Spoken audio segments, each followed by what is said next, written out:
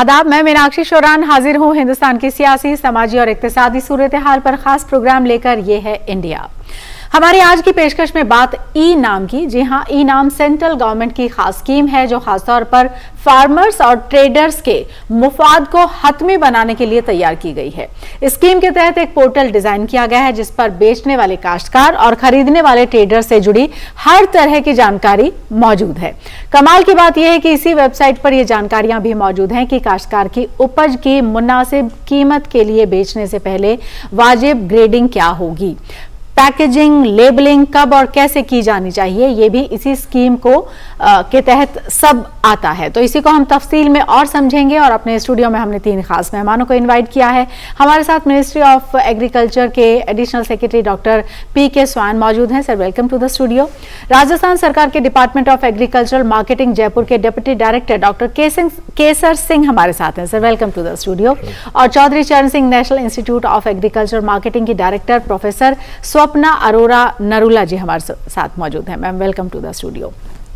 तो आप तीनों का ही हम वेलकम भी करते हैं और सबसे पहला सवाल जो है वो मैं डॉक्टर पी.के. स्वान जी आपसे जानना चाहती हूँ, क्योंकि हम ई नाम की बात कर रहे हैं। ई नाम ही बताइए पहले तो हमारे व्यूवर्स को कि ई नाम क्या है, उसके अंडर में क्या क्या चीजें आती हैं and how it is beneficial and fruitful for our farmers. हमारे किसानों को ये कैसे मदद करता है? नमस्कार, मैं हूं डॉक्टर प्रशांत स्वाई, पूर्वतन अतिरिक्त सचिव कृषि मंत्रालय। जो इनाम डिज़ाइन, डेवलपमेंट और रोल आउट मैंने इसको काफ़ी इंटेंसिवली काम किया था जी। ये इनाम एक प्लेटफॉर्म है जो इंफॉर्मेशन टेक्नोलॉजी बेस्ड प्लेटफॉर्म है जो होलसेल ट्रेडिंग है किसान के लिए मदद करता है, उसको फैसिलिटेट करता है होलसेल ट्रेडिंग।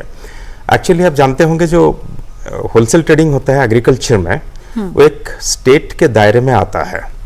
जो हमारे स्टेट से राज्यों हैं वो अपने एपीएमसी एक्ट के तहत वो राज्य में जो कृषि विपणन मंडीज है वो चलाते हैं। भारत में अराउंड 7000 के आसपास मंडियां हैं डिफरेंट स्टेट्स में, और इसमें जो किसान है अपने होलसेल प्रोड्यूस जब हार्वेस्ट होता है उसको लेके आते हैं, वहीं पे वो फिजिकली पहले बेचते थे। और ये मंडी जो है वो एपीएमसी एक्ट, स्टेट के जो अपने एपीएमसी एक्ट है वो अपने तरफ से उसको चलाते थे।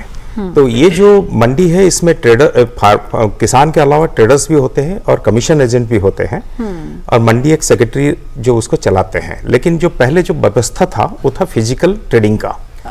और मंडी के फिजिकल कैपेसिटी, लिमिटेड कैपेसिटी के कारण जो ट्रेडर्स भी लिमिटेड होते थे और कमीशन एजेंट भी लिमिटेड होते थे, क्योंकि ये था बेसिकली स्टेट के दायरे में एक्ट था जो स्टेट को डिवाइड किया गया था डिफरेंट मार्केट एरिया में। जो जितने भी मार्केट है, मार्केट एरिया डिफाइन होता था, वो हनीकॉम जैसा वो था। तो मार्केट एरिया के अंदर वो जो मार्केट है वो करते थे। इसके कारण क्या हुआ, जो लिमिटेड ट्रेडर होने के कारण एक मैंने जो कॉम्पिटिटिव बिडिंग जो है धीरे धीरे कम होते गया, और इसमें जो प्राइस डिस्कवरी फार्मर के लिए वो भी कम होते गया और नॉन ट्रांसपेरेंसी शुरू हो गया था। तो 2003 से फिर भारत सरकार ने कदम लिए थे कि इसको रिफॉर्म करने के लिए, और जो फर्स्ट मॉडल एपीएमसी एक्ट 2003 में भारत सरकार ने सारे स्टेट गवर्नमेंट को दिए थे, बिकॉज वो ये स्टेट के दायरे में है और उस मॉडल एक्ट की तरफ उसको रिफॉर्म करें। फिर जब ये शुरू हुआ रिफॉर्म, लेकिन ये सफिशिएंट नहीं था, बट 2016 में फिर भारत सरकार में जो ई ट्रेडिंग प्लेटफॉर्म लाए थे, जब ये हमारे माननीय प्रधानमंत्री आदरणीय प्रधानमंत्री मोदी जी जब ये डिजिटल इंडिया के कॉन्सेप्ट लाए थे, वो एग्रीकल्चर में बहुत जबरदस्त वे में इसको लाए थे, जिसमें ये पहले उन्हीं का ही एक आइडिया था कि जो डिजिटल इंडिया में इसको ई ट्रेडिंग प्लेटफॉर्म के हिसाब से ई नाम लेके आए। ई नाम का पूरा फुल फॉर्म है इलेक्ट्रॉनिक नेशनल एग्रीकल्चर मार्केट, जिसको ई नाम हम संक्षिप्त में बोलते हैं। और ये प्लेटफॉर्म में जब ये आते हैं, इसमें हम जो गुणवत्ता आधार पर एक ट्रांसपेरेंट ट्रेडिंग होता है, प्राइस डिस्कवरी होता है, जो फिजिकल मार्केट में नहीं हो पाता था, जो क्वालिटी टेस्टिंग नहीं होता था, जिसके कारण वो जो ट्रेडर्स है वो अपने आप डिसाइड करते हैं कि व्हाट इज अ क्वालिटी। लेकिन इसमें जो है instrument, scientific instrument based quality assign हुआ कंपल्सरीली। सेकेंड इज जो बिडिंग हुआ, ये बिडिंग भी एक फेसलेस बिडिंग हुआ, पहले जो फिजिकल मार्केट में होता था, अभी भी है कुछ जगह पे, जो वहां पे ट्रेडर्स कमीशन एजेंट के बीच में समझौता होता है, वो बिडिंग होता है। ट्रेडर्स, बहुत सारे ट्रेडर्स अपने वो जो किसान के प्रोड्यूस के चारों तरफ खड़े होके वो बीड करते हैं, लेकिन वो इसमें किसान का भागीदारी बहुत कम होता था, उसको पता भी नहीं चलता था, उसका कोई से भी नहीं होता था। बट अभी ये है फेसलेस होने से एक रियल वे में कॉम्पिटिटिव बिडिंग आ गया है, इसमें प्राइस डिस्कवरी भी आता है, और क्वालिटी बेस होने से जिस किसान अगर अच्छा क्वालिटी लेके आते हैं तो बिडिंग अच्छा होता है। और एक इम्पोर्टेंट एलिमेंट है कि इसमें इलेक्ट्रॉनिक पेमेंट सिस्टम आया। पहले जो पेमेंट सेटलमेंट होता था उसका कोई किसी को पता नहीं था, जो ट्रेडर है फार्मर को कब दे रहा है, इमीडिएटली खरीदने के बाद दे रहा है कि बाद में दे रहा है, किस्ती में दे रहा है। तो बेचारा फार्मर जो है अपने हाथ से जेब से पैसा लगा के फसल उगाया है और ट्रेड भी कर रहा है क्रेडिट में। बट नाउ इन इनाम ये पूरा पेमेंट होने के बाद ही उसका प्रोड्यूस ट्रांसफर होता है। और बहुत बार ऐसा भी हो जाता था शायद कि अगर आप नीडी हैं तो आप शायद आपका अच्छा ग्रेडिंग हो सकता है, आपकी फसल अच्छी हो सकती है, लेकिन शायद आपको उस तरह का उसका पैसा ना मिलता हो। तो there is a shift, there is a change, and I hope ये बहुत अच्छे के लिए है। लेकिन इसी को हम और थोड़ा सा समझते हैं और जानते हैं अपने व्यूअर्स के लिए कि ये कैसे हेल्प आउट कर रहा है, क्योंकि हम डिजिटल इंडिया की भी मैम बात कर रहे हैं। और अगर हम ये देखें तो इस गवर्नमेंट का बहुत ही स्टेप बाय स्टेप बहुत सारी ऐसी चीजें हैं जो कि इंटरलिंक्ड है, इंटरकनेक्टेड है, और वो शायद कॉमन लेमैन उसको उस तरीके से समझ ना पाए। लेकिन डिजिटलाइजेशन जो है एक तरीके से फसल का, फसलों का, किसानों का, ये कितना इंपॉर्टेंट है और ये रेवोल्यूशनरी क्या इसको कहा जा सकता है, कैसे लाइफ बदल रही है फार्मर्स की ई नाम के बाद? आपसे सवाल है मैम। जी, पहले मीनाक्षी जी देखिए, पहले जैसा कि श्री डॉक्टर स्वयं जी ने बताया कि जो किसान थे वो मंडी में जाते थे, तो बहुत बार ऐसा होता था कि डिस्ट्रेस सेल होती थी। जैसे मैं ट्रक में अपना माल डाल करके वहां पर मंडी में आ गए और वहां पे हमारा फसल बिकेगा नहीं बिकेगा ये हमें नहीं पता, हमें कितना पैसा मिलेगा, आड़तिया क्या देगा वो हमें नहीं पता। तो डिजिटल एग्रीकल्चर बहुत इंपॉर्टेंट है। जब हर समाज के हर हिस्से में डिजिटल क्रांति आ गई है तो हमारे फार्मर्स, जो कि भारत एक कृषि प्रधान देश है, उनके लिए ये जो डिजिटल एग्रीकल्चर है, डिजिटलाइजेशन ऑफ एग्रीकल्चर बहुत ही महत्वपूर्ण है। इसमें देखिए फार्मर्स को अब क्या है कि घर बैठे ही प्राइस पता लग जाता है। पहले तो ये है कि रियल टाइम प्राइस डिस्कवरी होती है कि उनको पता है कि मुझे कौन सा जो मेरा ग्राहक है वो क्या प्राइस दे रहा है। ऑनलाइन मोबाइल ऐप के थ्रू भी पता लग जाता है, तो ये सबसे बड़ा इसका बेनिफिट है। पहले क्या होता था मंडी में, जैसे जब फसल कटती थी तो बहुत सारे ट्रक्स और वो सब डिफरेंट मंडीज में आते थे, तो जब सप्लाई बहुत ज्यादा हो जाती है तो आपको ग्राहक के ऊपर प्राइस के लिए डिपेंड करना पड़ता है। ई नाम में आपको ई ऑक्शन की सुविधा है, तो जैसे ही आपका जो फसल है वो अंदर आती है उसके बाद आपकी पर्ची कटती है, आपका वेइंग होता है।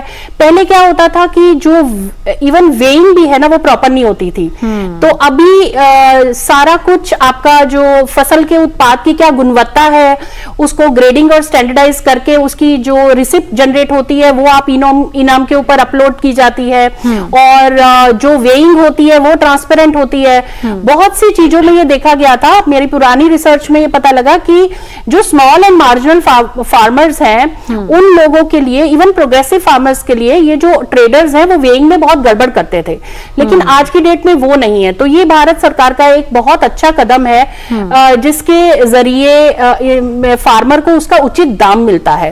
और जैसे ही ऑक्शन की बिड क्रिएट होती है, ग्राहक पैसा लगाता है तो वो मैचिंग हो जाता है और सीधा जो है किसान को पता लग जाता है कि मेरे फसल के उत्पाद की ये गुणवत्ता है और मुझे ये दाम मिल रहा है। तो दाम मिलने के साथ ही तो फार्मर की काफी सारी वैगरीज इससे दूर हो जाती हैं। दूसरा, जो ई पेमेंट्स की फैसिलिटी अभी डॉक्टर स्वैन ने बताई कि आपको पैसा भी उसी वक्त कैश में, मतलब ऑनलाइन ट्रांसफर हो जाता है, तो उसमें कोई भी उधारी नहीं है या फिर ट्रेडर आपको धोखा नहीं दे सकता। तो बहुत सारी मार्केट से रिलेटेड जो ट्रांसपेरेंसी आई है इस स्कीम से, और अराइवल्स भी बड़े हैं। हमारी रिसर्च में हमने पाया कि जो राजस्थान में हमने एक रिसर्च करी उसमें ये पाया कि जो वीट की फसल है उसके किसानों को ₹250 ज्यादा प्रति क्विंटल मिले हैं।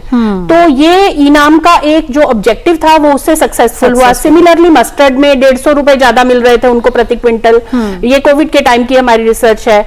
उसके बाद जो ग्राम है, काला चना जिसे हम कहते हैं, और जीरा जो है राजस्थान में मुख्य फसल है, तो इन लोगों का इनका अराइवल भी इन फसलों का बढ़ा, तो क्वांटिटी भी ज्यादा इनाम के अंतर्गत आने लगी। तो ये फायदा रहा है हमें इनाम का हमारे किसानों को। जी, और अब मैं जो अगला सवाल डॉक्टर केसर सिंह जी आपसे जानना चाहती हूँ, क्योंकि स्टेट्स का जो स्टेक है वो काफी है, जिसका जिक्र स्वाइन सर ने भी किया। तो एक तो स्टेट की इसमें क्या भूमिका है, क्योंकि देखिए जैसा मैम कह रही हैं कि ₹250 ₹150 किसान को ज्यादा भी मुनाफा हुआ, तो वो मिनिमम प्राइस क्योंकि सरकार तय करती है बहुत सारी फसलों का, तो एक तो स्टेट की इसमें जिम्मेदारी, और फिर अलावा उसके कौन कौन से ऐसे क्रॉप्स हैं जिसको हम कहें कि मेजरली जिनको ई नाम का बेनिफिट मिलता है। देखिए, आपने जैसा सवाल किया कि राज्यों की भूमिका जो है वो ई नाम को लागू करने में बहुत महत्वपूर्ण है, क्योंकि कृषि विपणन राज्य का विषय है। और उसमें अगर हम देखें कि अभी 23 देश भर के 23 राज्य और 4 केंद्र शासित प्रदेशों में की 1473 मंडियों में इनाम लागू है। उसमें से राजस्थान की 173 मंडियां जुड़ी हुई है, और मुझे बताते हुए बड़ी खुशी है कि राजस्थान की जितनी भी मंडियां हैं, मतलब कुल 100% मंडियां ई नाम से जोड़ दी गई है। ग्रेट। तो जो राज्यों की भूमिका ई नाम में है, जैसे जो मंडियों का इंफ्रास्ट्रक्चर है जो राज्य सरकारें डेवलप करती हैं, उसमें ई नाम के आने के बाद एक जो चेंज हुआ है, वो जो आईटी का जो आज का जो युग है, जो डिजिटल युग है, उसका किसानों को किस तरीके से ज्यादा फायदा हो, ये ई नाम के आने के बाद कहीं न कहीं नीचे तक, जिसको हम कह सकते हैं कि फार्म गेट तक डिजिटल का जो लाभ है वो किसानों को दिए जाने का प्रयास ई नाम के थ्रू किया है। जैसा कि आपने पहले चर्चा में आया कि गुणवत्ता की परख, ई नाम के आने से पहले जैसा अभी बताया गया है कि किसानों की जो उपज है उसकी जो भी गुणवत्ता होती थी, अगर अच्छी गुणवत्ता और बुरी, तो खराब गुणवत्ता, दोनों को एक ही प्राइस मिलता था। राजस्थान की एक सक्सेस स्टोरी के बारे में मैं यहाँ आपको बताना चाहूंगा कि जैसे तिलहन में अगर हम सरसों की बात करें, तो राजस्थान की सभी मंडियों में हमने ऑयल टेस्टिंग मशीनें लगाई हैं। तो जैसे अगर सरसों बिकती है तो उसके 2 मानक होते हैं, एक तो उसमें तेल की मात्रा कितनी है और उसमें आर्द्रता कितनी है। तो उसका मॉइस्चर और ऑयल देख के अगर बताया जाता है, तो राजस्थान की मंडियों में किसानों के लिए ये मुफ्त में एक सुविधा उपलब्ध कराई गई है कि वो अपना उपज का नमूना लेके आते हैं मंडी के ऑफिस में, और उन्हें 5 मिनट में उन्हें पर्ची पे ये दे दिया जाता है कि वो जो उपज लेके आए हैं उनकी गुणवत्ता क्या है, अर्थात उनकी उसमें तेल की मात्रा कितनी है और आर्द्रता कितनी है। और इसमें सबसे जो खुशी की बात यह है कि दोनों ही स्टेक होल्डर, कि जो व्यापारी है वो भी उसको देख के क्रय कर रहे हैं, और जो किसान है वो भी उसके आधार पे विक्रय कर रहे हैं या बेच रहे हैं, तो उनको उनकी उपज का जो पैसा है वो उनकी गुणवत्ता के आधार पे मिल रहा है। तो ये एक बहुत बड़ा परिवर्तन ई नाम के आने के बाद जो देखने को मिला है। इसके अलावा जैसे इलेक्ट्रॉनिक कांटों की हम बात करें, तो हमारे जो राज्य की सभी मंडियां हैं, पहले आपने देखा होगा तिपाही लगा के और जो बोरियां तोली जाती थी, राजस्थान की सभी मंडियों में ई नाम आने के बाद इलेक्ट्रॉनिक कांटे लगे हुए हैं और इलेक्ट्रॉनिक कांटों पे ही तोल होता है। ई नाम में जो सबसे अच्छी बात है कि इसमें जो कृषक उत्पादन समूह जो एफपीओ है, उनकी भूमिका को भी इसमें रखा गया है, और राजस्थान के 484 जो एफपीओ है ई नाम पे जुड़े हुए हैं और ई नाम पे अपना व्यवसाय कर रहे हैं। इसी तरीके से जैसे गोदाम पे अगर कोई गोदाम में रख के ऋण रख के, या ई जो निगोशिएबल रिसीट है, वेयरहाउस रिसीट है, ENWR जिसको कहते हैं, अगर उसके आधार पे भी क्रय विक्रय किसान करना चाहते हैं कि किसान एक विकल्प जो है कि वो मंडी में आके बेचे, अपने खेत से अगर वो बेचना चाहते हैं वो विकल्प भी फार्म गेट पे मंडी का गेट पास वो जनरेट कर सकते हैं, ताकि मंडी के गेट पे उनको लाइन में नहीं खड़ा रहना पड़े। और वो मंडी के अलावा गोडाउन्स के थ्रू भी ई नाम में जो ENWR का एक अलग से इसमें मॉड्यूल है, उसके थ्रू अपना माल बेच सकते हैं।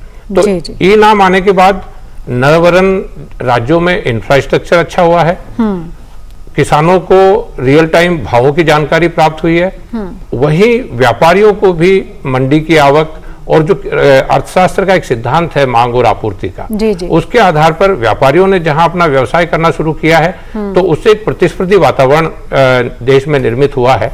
और राजस्थान राज्य की अगर हम बात करें तो आज 15 लाख हमारे किसान इस पर जुड़े हुए हैं, हमारे 1 लाख के से अधिक व्यापारी इस पे जुड़े हुए हैं और अब तक 31 मार्च 2025 तक 2.66 करोड़ मीट्रिक टन की आवक इसके थ्रू दर्ज की गई और 1,10,000 करोड़ रुपए का कुल व्यापार ई नाम पे हुआ है। देखिए कितना अच्छा इंफॉर्मेशन डॉक्टर केसर सिंह जी राजस्थान को लेकर, ई मंडियों को लेकर दे रहे हैं। और एक तरह का हम अगर उसको विजुलाइज करते हैं या जो हमने टेक्स्ट में जो रीड किया है वो ये बताता है कि शायद वहां पर रेत के धोरे के अलावा कुछ और मिलता नहीं है, लेकिन आप देखिए वहां पर कितनी फसलें हैं और किस तरीके से डॉक्टर केसर सिंह जी ने हमको बताया है। आपसे भी मैं स्वयं से यही अब समझना चाहती हूँ कि एक तो देखिए, क्योंकि जब ई नाम की बात कर रहे हैं, किसानों की, फार्मिंग की, उनकी उपज की हम बात कर रहे हैं, तो this is very important for everyone, क्योंकि हम भी डिपेंडेंट हैं अपने इस प्राइमरी सेक्टर के ऊपर ही। थाली में जब खाना आता है तो उसी सेक्टर से हमारा आता है, उसके बाद उसका जैसे जैसे मल्टीफोल्ड होकर यूज होता है वो भी हम सब जानते हैं। लेकिन खेती किसानी को इसका डिजिटलाइजेशन हो, इसको ई नाम से जोड़ा जाए, इसमें पैसा एकदम से आए। आड़तियों का हमने शोर सुना, उन्हें अपोज भी किया कुछ चीजों को लेकर, लेकिन बावजूद इसके भी ये एक विजनरी कदम था सरकार की तरफ से। तो वो जो विजन था, क्योंकि आप उसका हिस्सा रहे हैं, ब्रेन चाइल्ड जो है वो उस टाइम पर क्या था, क्या विजन था कि खेती किसानी जब तक इस तरह से इस प्लेटफॉर्म पर नहीं आएगी तब तक शायद उसका उद्धार नहीं होगा, क्योंकि किसानों की आय और बहुत सारी चीजें शायद बैक ऑफ द माइंड रही होंगी। तो उस विजन के बारे में बताइए हमको। ये बहुत इम्पोर्टेंट सवाल है।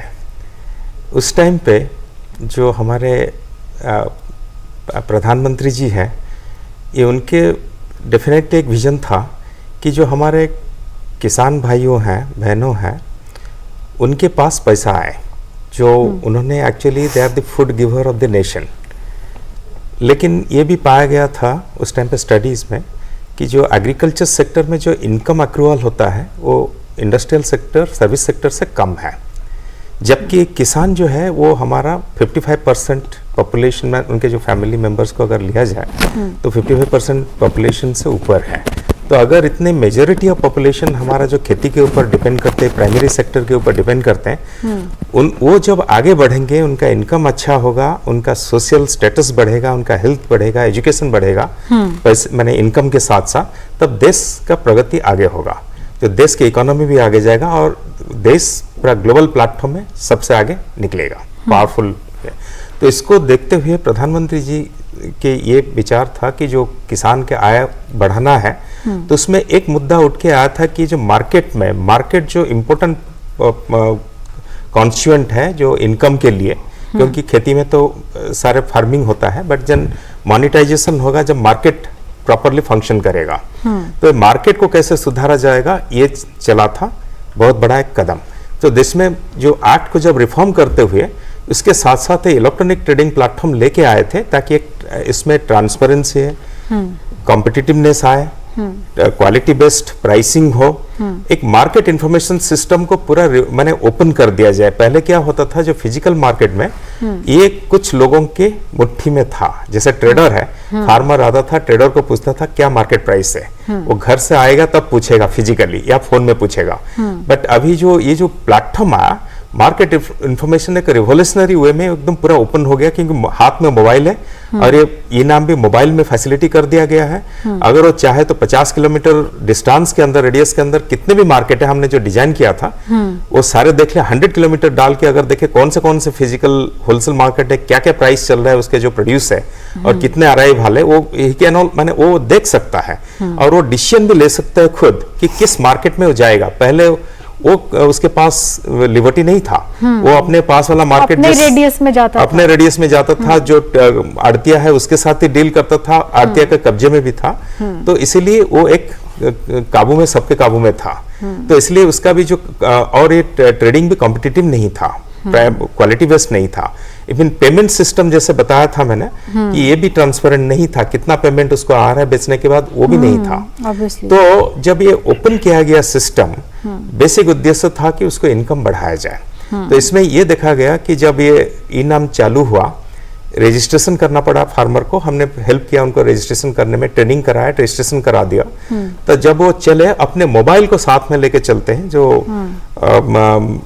अपने हाथ में मोबाइल है, स्मार्टफोन है, इसमें पूरा प्रोग्राम आ गया है। तो उसको पता है कि जिस मार्केट, कौन सा मार्केट में जाना है, और जो जाता है उसमें बेसिकली जो क्वालिटी, जब टेस्टिंग होता है वो देख सकता है कि क्वालिटी टेस्टिंग जो इक्विपमेंट से होता है। इंटरप्ट करूंगी मैं आपको बीच में, क्योंकि आप जब कह रहे हैं कि वो जा सकता है, तो उस जा सकने के लिए उस रेडियस को अगर वो क्रॉस करता है तो जो ट्रांसपोर्टेशन है और वो सब है, क्या वो बढ़ता नहीं है? या उसको लेकर भी कोई रोड मैप था और उसके ऊपर भी बात हुई कि मान लीजिए कि जो हरियाणा का किसान है वो अपनी कोई भी जो एक प्रोडक्ट है वो लेट्स से कि वो केरल भेजना चाहता है, या केरल से हम कहें कि नारियल हम यहाँ पर मंगवाना चाहते हैं, तो वो रेडियस जब अक्रॉस रेडियस जब हम जाते हैं तो ये कितना फिजिबल है और इसको लेकर क्या बात हुई है?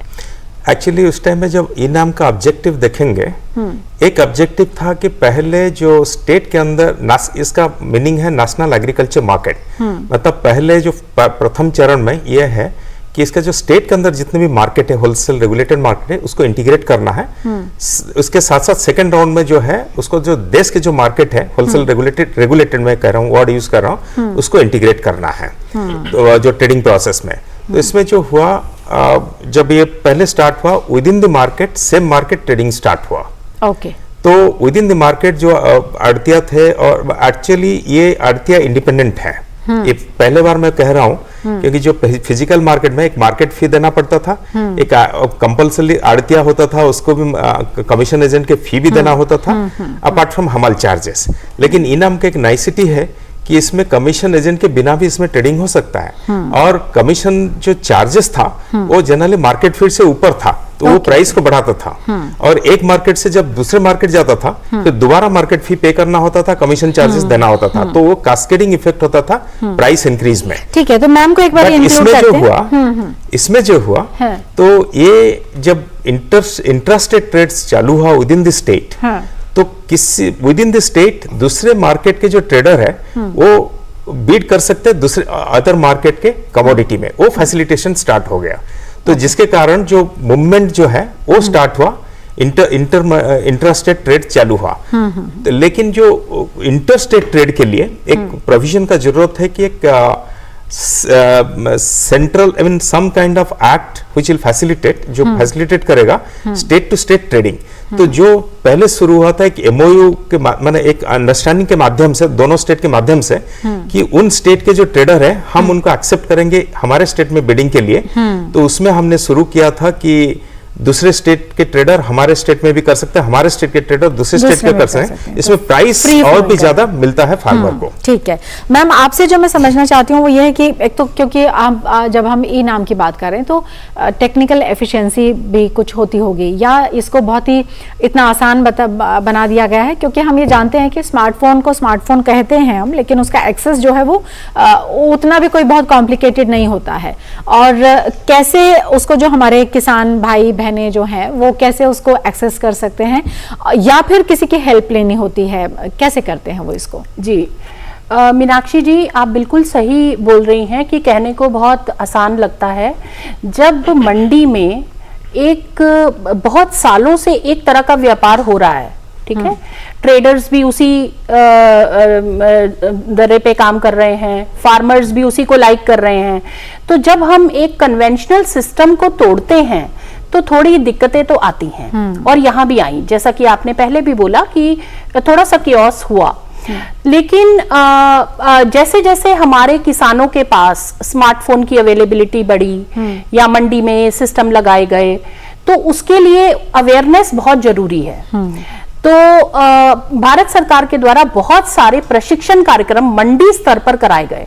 सभी स्टेक होल्डर्स को, भागीदारों को ट्रेन किया गया, जैसे कि जो मंडी के सेक्रेटरी थे, जो आड़तीय ट्रेडर्स वहां काम करते हैं, फार्मर्स हैं और बाकी लोग हैं, उनको समझाया गया कि इसका आपके लिए क्या फायदा है। मान लीजिए फार्मर है, फार्मर का तो फायदा बता दिया कि उसको अल्टरनेटिव मार्केट मिल गई और उसको he is free to sell he or she is free to sell his produce anywhere। लेकिन ट्रेडर्स को क्या फायदा हुआ? ट्रेडर्स को उत्तम गुणवत्ता का प्रोडक्ट मिला। गुणवत्ता के बेसिस पर ये जो क्वालिटी कंट्रोल लेबोरेटरीज स्थापित की गई, जैसे मस्टर्ड का डॉक्टर केसर सिंह ने बताया, तो फार्मर्स ने उसमें ट्रेडर्स को ये फायदा हुआ कि उनको उत्तम गुणवत्ता का प्रोडक्ट मिला, उत्पाद मिला और उन्होंने सही और वाजिब दाम पर पाया वो, है ना। इससे दोनों को एक दूसरे को समझने में भी आसानी हुई, फार्मर को और ट्रेडर को। कंज्यूमर का भी इसमें फायदा है। कंज्यूमर का क्या फायदा है?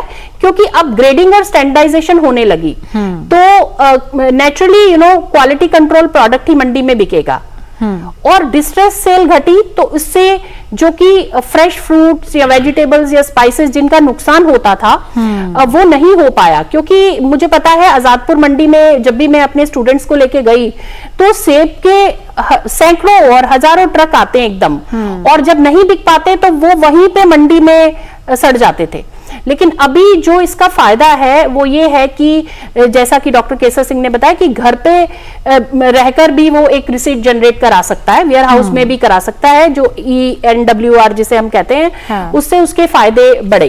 तो प्रशिक्षण कार्यक्रम का बहुत महत्वपूर्ण योगदान उसमें रहा। सभी के लिए प्रशिक्षण कार्यक्रम किए गए। अब आप कहेंगे कि किस किस तरह के प्रशिक्षण कार्यक्रम इसमें किए गए, तो सबसे पहले किसानों को बताया गया कि वो ऐप कैसे यूज कर सकते हैं, कैसे इस सिस्टम को यूज कर सकते हैं, रजिस्टर कैसे कर सकते हैं, पेमेंट कैसे आएगा, आधार से लिंक कैसे करेंगे, आपका एक सिस्टम जनरेट होगा, एक यूनिक आईडी जनरेट होगा, वो कैसे होगा। तो इस तरह के प्रशिक्षण दिए गए और अभी भी दिए जा रहे हैं। एक अवेयरनेस प्रोग्राम किए गए। दूसरा, जो क्वालिटी कंट्रोल लेबोरेटरीज हैं उनके लोगों का भी प्रशिक्षण किया गया ताकि वो सही तरह से जो है उत्पाद की गुणवत्ता जांच सकें। जो क्योंकि सबसे बड़ा ये है कि ट्रस्ट लाना है, तो वो ट्रस्ट बेसिकली कहां से आता है? जो क्वालिटी कंट्रोल की रिपोर्ट जनरेट हो रही है, तो वो ट्रस्ट तभी कंज्यूमर का ट्रेडर का भी बढ़ता है और किसान का भी बढ़ता है ना। तो उसी वजह से उन लोगों का भी प्रशिक्षण बहुत जरूरी था और इस तरह के कदम प्रशिक्षण के लिए उठाए गए और उठाए भी जा रहे हैं। और राजस्थान सबसे अग्रणी इसमें राज्य है और सबसे पहले ये स्कीम यही लॉन्च हुई थी 2016 में, और बहुत अच्छा काम राजस्थान में हो रहा है और बाकी स्टेट्स में भी हो रहा है प्रशिक्षण के माध्यम से। और मैं थोड़ा प्रिविलेज ले सकती हूँ ये कहते हुए कि दूरदर्शन का तो किसान चैनल भी है और उस पर भी कभी ना कभी कहीं ना कहीं किसी ना किसी तरीके से जितने भी फार्मर से रिलेटेड इश्यूज हैं उनको उठाया भी जाता है और उस तरीके से उनको दिखाया भी जाता है। तो एक वो भी प्लेटफॉर्म है जहां से अवेयर होता है हमारा फार्मर। एक चीज और जो मैं अब आपसे केसर सिंह जी जानना चाहती हूँ, सॉरी मैं बीच में इंटरप्ट करना चाहूंगी, ई लर्निंग वीडियोस भी हैं वेबसाइट पर। अच्छा, तो वो YouTube पे भी हैं, तो ये इतना आसान बना दिया गया है उन वीडियोस के माध्यम से। जैसा कि आपने डीडी किसान बोला, तो ई लर्निंग वीडियोस से किसान आराम से समझ सकता है। बहुत सारी चीजें, महिला किसान भी इसको यूज कर रहे हैं। हमारे पास नियाम में फार्मर प्रोड्यूसर ऑर्गेनाइजेशंस आते हैं। अभी बहुत सारे FPOs भी हैं वो इससे जुड़े हुए हैं, क्योंकि उनके सामने मेन जो दिक्कत आ रही है मार्केटिंग और ब्रांडिंग की आ रही है। और इनाम ने उन FPOs की जो समस्या है उसको हल किया है और ज्यादा से ज्यादा FPOs इनाम से जुड़ने जा रहे हैं। All right, great. और केसर सिंह जी, आपसे जो मैं जानना चाहती हूँ वो देखिए क्रॉप भी अलग अलग है। कोई कैश क्रॉप है, कोई गेहूं है जिसको हम स्टोर कर सकते हैं 6 महीने के लिए, किसी के लिए हमें कोल्ड स्टोरेज चाहिए है अगर वो 3 दिन भी हम रखना चाहते हैं। तो ये एक तरह का गैप है। इस तरह की चीजों को कितना ख्याल में रखा गया और इनके साथ जो कोल्ड स्टोरेजेस हैं, वेयर हाउसेज हैं, उनको किस तरीके से इसी के साथ क्या लिंक किया गया है और उस सब की समझ क्या ई नाम के जरिए हमारे जो फार्मर्स हैं उनको दी जाती है और कितना आपको लग रहा है कि उसके बाद एडवांसमेंट और बेटरमेंट हुई है फिर, अगर ऐसा है तो? देखिए, ई नाम आने के बाद जैसा कि मैंने पहले बताया कि जो आधारभूत संरचना है या इंफ्रास्ट्रक्चर डेवलपमेंट का जो एक नजरिया जो था, क्योंकि पहले मंडियां बना दी गई, उसमें रोड बना दी और प्लेटफॉर्म बना दिया, यही एक विजन होता था। लेकिन ई नाम आने के बाद, चाहे वो गुणवत्ता परख की बात हो, चाहे वो भावों के प्रसारण की बात हो, और आपने जो अभी एक मुद्दे की बात की कि उसमें वेयर हाउस और कोल्ड स्टोरेज, या जो मैंने पहले बात की वैकल्पिक बाजार की, तो इसमें ई नाम में जैसा हमने अभी चर्चा की कि जो WDR एक्रेडिटेड वेयर हाउस है, उनको ई नाम पे जोड़ा गया है। और उनके लिए एक मॉड्यूल भी विकसित किया गया है कि किसान अपनी उपज को गोदामों में रख के भी बेच सकते हैं। तो ये जो भारत सरकार की जो ई नाम योजना है, इसके साथ भारत सरकार ने AMI स्कीम के तहत भी अगर वेयर हाउस और जो स्टोरेज के जो संसाधन है या मंडियों में जो इंफ्रास्ट्रक्चर डेवलपमेंट है, उसके लिए 25% सब्सिडी उसमें दी जाती है, और अगर वो हिली एरियाज और जो अदर जो है उनमें 33.5% की भी सब्सिडी है। तो ई नाम आने के बाद निश्चित रूप से जो वेयर हाउसिंग का कार्य है या भंडारण की जो बात है, भंडारण को ई नाम से जोड़ा गया है, और उसमें किसान जो है मंडी में अपनी उपज लाने के साथ साथ अपनी उपज को वेयर हाउस में रख के उसको बेच सकते हैं, उस पे बैंकों से ऋण प्राप्त कर सकते हैं जब तक कि उनको उनकी उपज का उचित मूल्य प्राप्त नहीं हो जाए। तो इस तरह की जो ये जो योजनाएं हैं, या जो एक जिसको हम कह सकते हैं कि चेंज जो हुआ है कृषि विपणन के क्षेत्र में, ये ई नाम के आने के बाद काफी देखने अगर कोई समस्या आ जाए किसान को किसी भी तरह की, वो प्लेटफॉर्म संबंधी आ सकती है, वो हो सकता है कि उसको क्रेडिट ना हुआ उसका अमाउंट, या डिले हो रहा हो, कोई भी समस्या अगर है, तो उसका रिड्रेसल कैसे होता है? किन लोगों को कांटेक्ट किया जा सकता है? क्या वो ऐप में ही सारी जानकारियां हैं, या कुछ ऐसे लोग हैं जिनको अपॉइंट किया गया है जिनसे कि वो कांटेक्ट कर सकते हैं? ये भी थोड़ा बताइए हमारे व्यूअर्स को। जो ई नाम परियोजना है, ये चूंकि राजस्थान के संदर्भ में हम बात करें, सभी मंडियों में लागू है। तो अगर किसानों की कोई समस्या होती है तो मंडी का एक ऑफिस सभी मंडियों में बना हुआ है। अच्छा। और उसमें अगर कोई समस्या आती थी तो वो वहां पे उनको किसानों को जाके उनसे बात करनी होती थी और अपनी समस्या का समाधान लेना होता था। ई नाम के आने के बाद जो ई नाम की जो वेबसाइट है, ई नाम का जो ऐप बना हुआ है, तो enam.gov.in के नाम से जो वेबसाइट है, उसमें रिड्रेसल मैकेनिज्म दिया हुआ है। इसके अलावा एक टोल फ्री नंबर है 180027002224। तो ये इस पे अगर किसी भी प्रकार की समस्या किसान भाइयों को हो, चाहे वो उनको रजिस्ट्रेशन करने को लेके हो, चाहे उनकी उपज का लॉट बनने को हो, ऑक्शन संबंधी हो, या जैसे बताया आपने कि उनको अपना भुगतान प्राप्त करने में हो, तो अगर किसी भी प्रकार की वो हेल्प लेना चाहते हैं तो हेल्पलाइन नंबर भी है वेबसाइट पे, अपना कमेंट्स में उसमें डाल के भी वो कर सकते हैं, और ऐप के माध्यम से भी अपनी कोई भी समस्या है वो मंडी ऑफिस तक पहुंचा सकते हैं, और उसका तुरंत निदान इनके माध्यम से। रिड्रेसल टाइम बाउंड है? हाँ, रिड्रेसल टाइम बाउंड है। ठीक है, तो अच्छी बात है ये तो। और मैं आपसे जो जानना चाहती हूँ ना मैम, अब ये वो कि जैसे टाइम भी बचेगा, आप घर पर ही अगर ऐप से कर रहे हैं तो ऑब्वियसली आप टाइम सेव कर रहे हैं, और टाइम को तो हम इवेलुएट कैसे ही कर सकते हैं, उसकी तो कीमत कितनी भी हो सकती है, लेकिन फिर भी टाइम और मनी क्योंकि दोनों ही सेव हो रहा है फार्मर का, तो इससे एक तरह की लाइफ चेंज हम ये कह सकते हैं।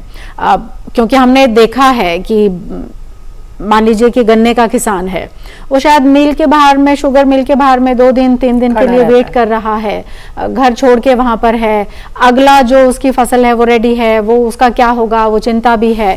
तो देयर वाज अ हैसल। अब ये हैसल फ्री लग रहा है आप लोगों से बातचीत करके कि काफी आसान हो गया है, इसका कितना बेनिफिट है? तो बिल्कुल सही कहा आपने। देखिए, फार्मर का जो है ना, सब कुछ उसका पूरा लाइफ, उसकी फैमिली का लाइफस्टाइल, सब कुछ एक फसल पे डिपेंड करता है। और कई बार जैसे उसको उचित दाम सही समय पर नहीं मिल पाया, आपको पता है जब कटाई होती है, फार्मर टीवी लाना है, फ्रिज लाना है, या बच्चों की शादी करनी है, वो कटाई के बाद करते हैं। पूरे हमारे अभी वैसाखी का उत्सव गया है, तो पूरे हमारे भारतवर्ष में इस तरह से मनाया जाता है। तो ये जो उनको उस वक्त मनी चाहिए होता है, और जैसे ही फसल कटे 6 महीने उनके उसमें लगे होते हैं, 6 से 8 महीने। तो अब वो चाहते हैं कि वो अगली फसल के लिए बीज खरीदें, अगली फसल के लिए सब कुछ करें। तो जो इलेक्ट्रॉनिक प्लेटफॉर्म पे जो टाइम एफिशिएंसी आई है, वो आई थिंक ये बहुत रेवोल्यूशनरी है, जिससे कि उनको सही समय पर सही दाम मिलते हैं, ताकि वो पैसे का उचित उपयोग कर सकें।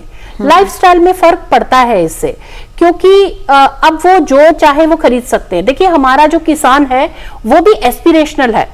बहुत सारे लोग जो रूरल से अर्बन लोगों को देखते हैं, तो फार्मर हमारा जो है वो भी एस्पिरेशनल है, उसे भी इच्छा है कि वो आगे अपने कंज्यूमर ड्यूरेबल्स खरीदे या बहुत सी चीजें खरीदे। तो टाइम से अगर समय पे पैसा मिल जाए तो वो अगला बिजनेस भी शुरू कर सकता है, अगले फसल के लिए बीज भी खरीद सकता है, कीटनाशक भी खरीद सकता है, जिनकी उसको उधारी देनी है वो भी दे सकता है ना।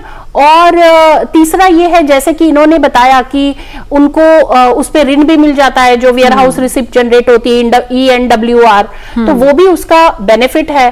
और टाइम से वो अपनी फैमिली के कई कार्य कर सकता है, जैसे मान लीजिए हेल्थ से संबंधित है, बच्चे को पढ़ाना है, एजुकेशन है। तो इससे फार्मर के लाइफस्टाइल में बहुत फर्क आया है।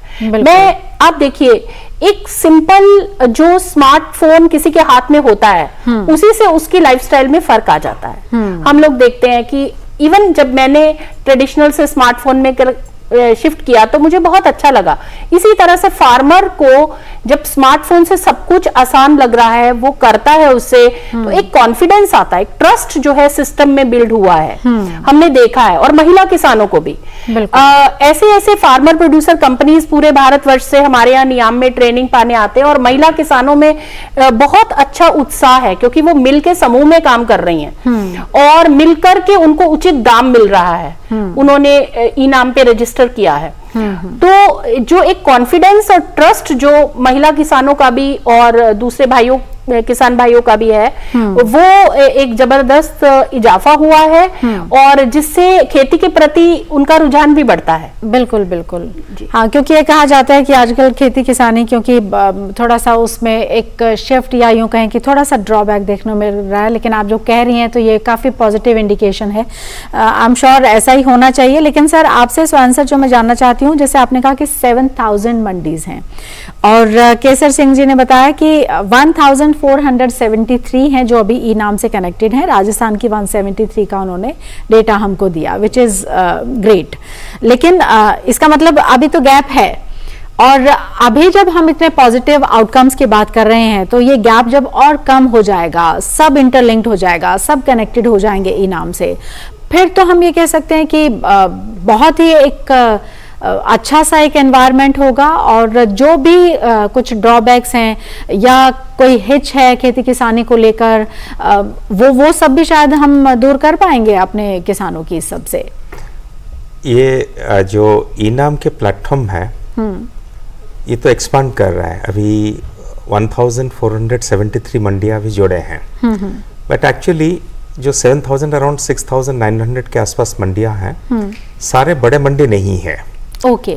वो कुछ सीजनल मंडी है, जब एक कमोडिटी के ऊपर डिपेंड करता है, जब हार्वेस्ट होता है जस्ट 2 मंथ्स 3 मंथ्स के लिए ओपन चालू रहता है, उसके बाद फिर बंद हो जाता है। ओके। तो इसलिए जो सरकार ने कदम उठाया, जो मंडी चलते रहते हैं और सारे डिफरेंट फसलें आते हैं, तो उन मंडी को पहले प्रावधान दिया गया है, उनको इम्पोर्टेंस दिया गया है, ताकि मैक्सिमम फार्मर कवरेज वहीं से होगा, मैक्सिमम प्रोड्यूस कवरेज वहीं पे होगा।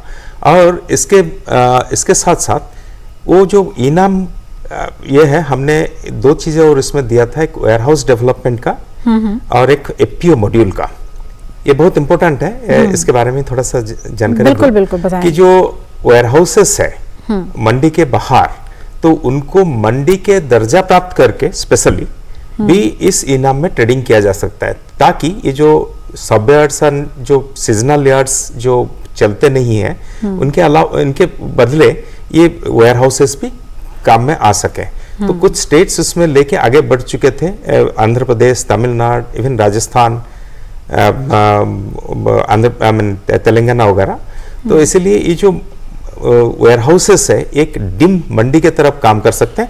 सेकंड, जो एपीओ किसान उत्पादक संगठन को हमने लेके चला था, बिकॉज जब हमने वो 10,000 एफपीओ के ऊपर काम किया था, मन में आया था कि जो एफपीओ को अगर हम ई-नाम में जोड़े, उनके लिए चैलेंज था मंडी, क्योंकि वो कमीशन एजेंट वगैरह से उनको चैलेंज डेफिनेटली था उस टाइम पे। तो जब हमने ये मॉड्यूल बनाया, हमने ये कहा कि जो अपने जगह से, अपने जो ऑफिस है जहाँ पे एग्रीगेशन कर सकते प्रोड्यूस मंडी के बाहर, वहां से भी इसको ट्रेड कर सकते हैं, बिकॉज ई-नाम एक आईटी प्लेटफॉर्म है, कहाँ से भी चाहे तो ट्रेड कर सके, कहाँ से भी चाहे तो मार्केट इन्फॉर्मेशन ले सके, कहाँ से भी चाहे तो पैसा रिसीव कर सके, तो इसका कोई बाउंड्री नहीं है वो इंडिया के अंदर। तो ऑब्वियसली ये एक फार्मर प्रोड्यूसर्स जब ग्रुप आ गए, तो सिर्फ एक फार्मर से जो तकलीफ भी था उसको दूर करने के लिए एफपीओ को हमने, एफपीओ और कोऑपरेटिव को हमने साथ में ले आया। तो इसीलिए अभी जो है इट इज कवरिंग जिस 23 स्टेट में अभी है, 4 यूनियन टेरिटरी में है, पूरा स्टेट को कवर कर लेता है इसमें। और 231 कमोडिटीज है।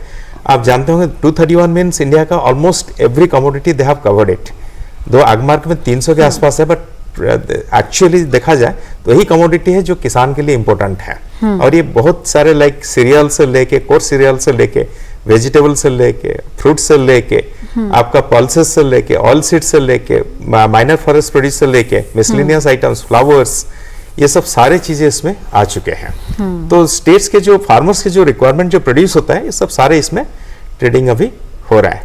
तो इसीलिए अभी पूरा जो रिक्वायरमेंट है अभी ऑलमोस्ट आ गया है। अब नाउ जो आगे भी इसके जाने का भी समय आया है, और भी आगे जाने का, और एक्सपेंशन होगा इसका। एक लॉजिस्टिक आधार पे और मैं केसर सिंह जी आपसे जानना चाहती हूँ, क्योंकि अभी जैसे सर ने कहा कि कुछ छोटी मंडियां हैं, वो सीजनल मंडियां उनको हम कह सकते हैं, और लार्जली अगर हम कनेक्ट करना चाहते हैं सब चीज़ों को, तो ये लॉजिस्टिक का तो फिर एक तरीके से बड़ा काम हो जाएगा। तो अभी हम कहाँ पर हैं, और जब और हम दायरा बढ़ा लेंगे तो उसको लेकर क्या इनिशिएटिव्स हैं और क्या स्टेटस है अभी? लॉजिस्टिक्स को लेके, चूँकि ये जो कृषि विपणन का जो क्षेत्र है, इसमें किसानों की उपज को बेचने के बाद, उसको भंडारण के बाद, और जो लॉजिस्टिक का है, चाहे वो किसानों को उसकी सुविधा चाहिए, वहीं व्यापारियों को भी लॉजिस्टिक की सुविधा चाहिए। इसके लिए भारत सरकार ने जब ई-नाम को लॉन्च किया तो इसमें लॉजिस्टिक का भी एक मॉड्यूल था, और इसमें जो किसान रथ के नाम से एक ऐप भी शुरू किया, जिसमें कि देश भर के जो ट्रांसपोर्टर्स हैं, उन ट्रांसपोर्टर्स को जो इंडिविजुअल रूप से और ट्रांसपोर्ट कंपनीज को उसमें जोड़ा गया। और किसानों को जैसे ओला उबर की तरह, जैसे अगर हमें अगर किसी लॉजिस्टिक की आवश्यकता है या हमें किसी साधन की आवश्यकता है, तो जैसे हम उस पे जाते हैं, वैसे ई-नाम पे भी आपको ये उस पे जानकारी उपलब्ध हो जाती है कि आपके आसपास जो लॉजिस्टिक के लिए जो वेंडर है वो उपलब्ध है, और उसके रेट्स वगैरह के बारे में अगर किसानों को या व्यापारियों को सुविधा लेनी है, तो वो उसमें उनसे निगोशिएशन करके और अपने रेट को तय कर सकते हैं। तो ये मॉड्यूल में भी उपलब्ध है, और उसमें जो मैंने ऐप बताया, उसमें अब चूंकि ई-नाम 2.0 भारत सरकार लेके आ रही है, पुराने वाले का जो प्लेटफॉर्म है उसको कंप्लीट, जो आधुनिक जो स्वरूप हम कह सकते हैं, जो बदलते जो तकनीकी का जो परिवेश है, जिस तरीके से बदल रहा है, उस तकनीकी को बदलते हुए उसमें लॉजिस्टिक्स को भी शामिल करते हुए और जो अच्छे रूप में भी लागू किया जाना। ओके सर, एक जो चेंज और शिफ्ट की हम बात कर रहे हैं ना प्रोफेसर स्वप्ना जी, वो भी मैं थोड़ा सा और क्लैरिफाई आपसे चाहती हूँ, क्योंकि रिसर्च जो है वो और सर्च ही है, उसको बार बार किया जा सकता है। तो अभी जो सिचुएशन है जिसके बारे में हम बात कर रहे हैं, और क्या आप इसमें गुंजाइश देख रही हैं कि कुछ चीज़ों को और या तो उसमें ऐड ऑन किया जाए, या एक और आगे जो आपको ये पूरा रास्ता नज़र आ रहा है, इसको लेकर कितना होपफुल आप हैं?